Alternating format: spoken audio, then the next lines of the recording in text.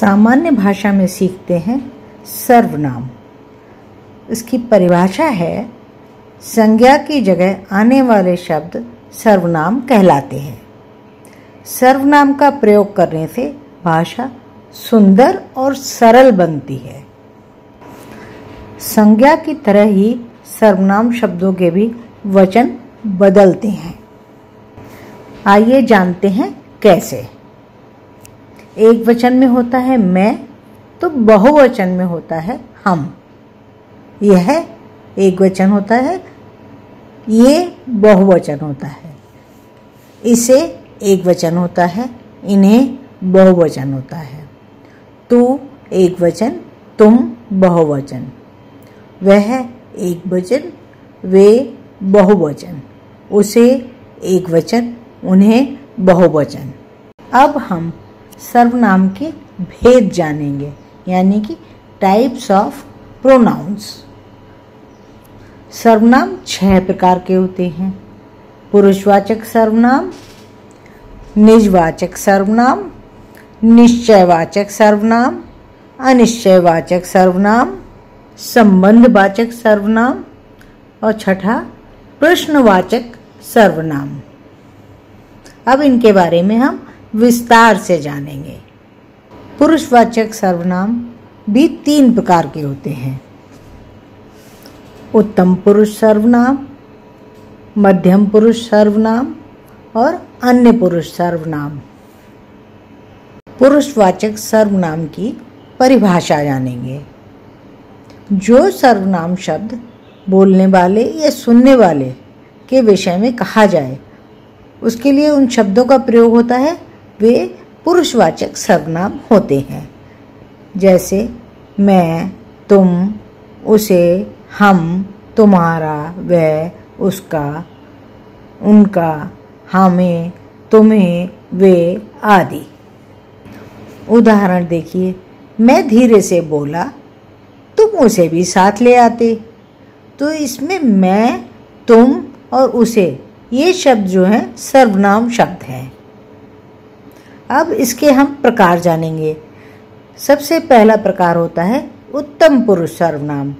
उत्तम पुरुष सर्वनाम वो होता है जो शब्द बोलने वाला या लिखने वाला अपने लिए प्रयोग करता है।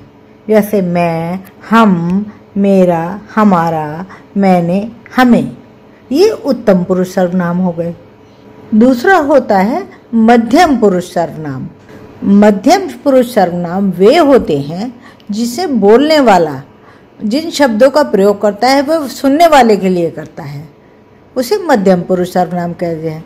जैसे सामने वाला वो है, उससे हम कहेंगे तू, तुम, आप, तुम्हें, तुझे, तुम्हारा, आपका, आपने।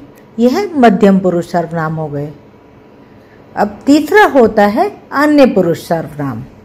अन्य पुरुष सर्वनाम वो होता है जब बोलने वाला किसी अन्य पुरुष के लिए उन शब्दों का प्रयोग करता है। जैसे वह, उसने, उन्हें, वे, उसे, उनका, उन्होंने, उनको आदि। आपने पुरुषवाचक सर्वनाम के बारे में जान लिया।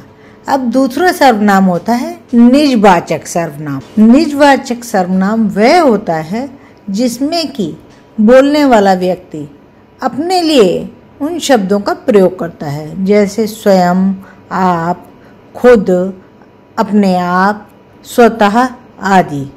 जैसे मैं कहती हूँ कि मैंने ये काम स्वयं किया है, तो स्वयं जो है निजवाचक सर्वनाम है।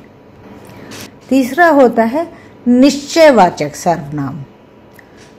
जो सर्वनाम पास या दूर के व्यक्ति, वस्तु अथवा घटना की ओर निश्चय पूर्वक संकेत करते हैं, उन्हें निश्चयवाचक सर्वनाम कहते हैं। जैसे यह, वह, ये, वे आदि। उदाहरण, यह तुम्हारा भाई है, तो यह निश्चयवाचक सर्वनाम हो गया। अगला सर्वनाम होता है अनिश्चयवाचक सर्वनाम।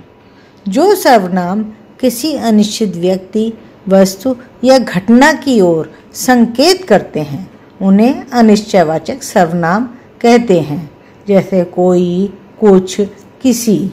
उदाहरण के लिए दरवाजे पर कोई दस्तक दे रहा है, तो कोई इसमें अनिश्चयवाचक सर्वनाम हो गया।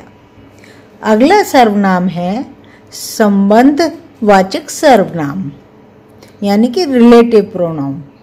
जो सर्वनाम शब्द प्रधान वाक्य का आश्रित वाक्य से संबंध जोड़ते हैं उन्हें संबंधवाचक सर्वनाम कहते हैं, जिसे, जैसे, उसे, जो, सो, जैसा, वैसा, जिसने, उसने आदि। उदाहरण, जो चोरी करेगा सो दंड पाएगा। अब हम बात करते हैं छठे आखिरी सर्वनाम की। ये होता है प्रश्नवाचक सर्वनाम।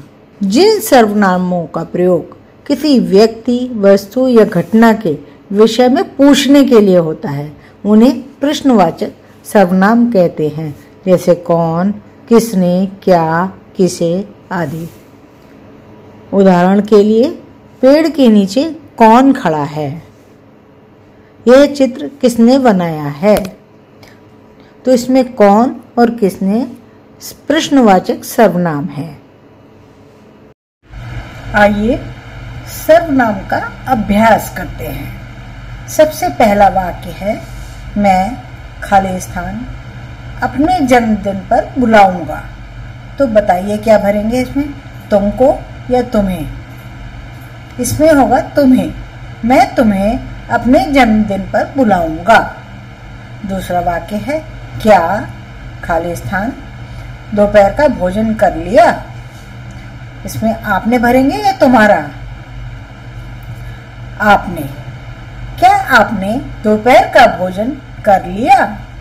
तीसरा वाक्य है, मेरे पास कार है। तो इसमें क्या भरेंगे, कोई की या किसी की? किसी की। मेरे पास किसी की कार है। तो इस तरह आप धीरे धीरे वाक्य समझ पाएंगे और उनमें क्या सर्वनाम आना चाहिए वह भी समझ पाएंगे। आशा है आपको अब सर्वनाम समझ में आ गए होंगे।